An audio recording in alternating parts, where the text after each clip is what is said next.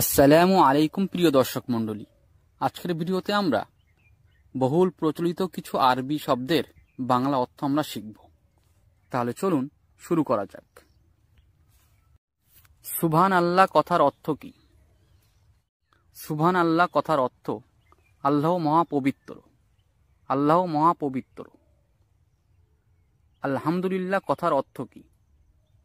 আলহামদুলিল্লাহ কথার অর্থ সমস্ত প্রশংসা আল্লাহর, সমস্ত প্রশংসা আল্লাহর। লা ইলাহা ইল্লাল্লাহ কথার অর্থ কি? লা ইলাহা ইল্লাল্লাহ কথার অর্থ আল্লাহ ছাড়া কোনো উপাস্য নেই, আল্লাহ ছাড়া কোনো উপাস্য নেই। আল্লাহু আকবার কথার অর্থ কি?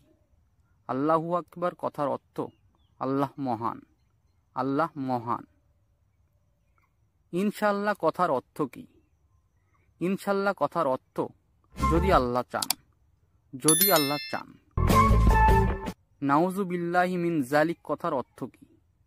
নাউযু বিল্লাহি মিন যালিক কথার অর্থ এই খারাপ কাজ থেকে আল্লাহর কাছে আশ্রয় চাচ্ছি।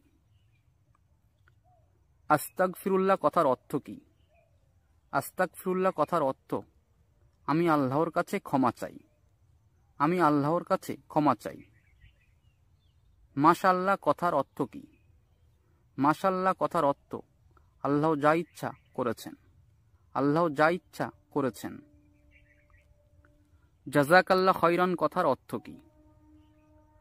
জাযাকাল্লাহ খয়রান কথার অর্থ আল্লাহ আপনাকে উত্তম প্রতিদান দিক, আল্লাহ আপনাকে উত্তম প্রতিদান দিক। ফি আমানিল্লাহ কথার অর্থ কি? ফি আমানিল্লাহ কথার অর্থ আপনাকে আল্লাহর নিরাপত্তায় দিয়ে দিলাম, আপনাকে আল্লাহর নিরাপত্তায় দিয়ে দিলাম।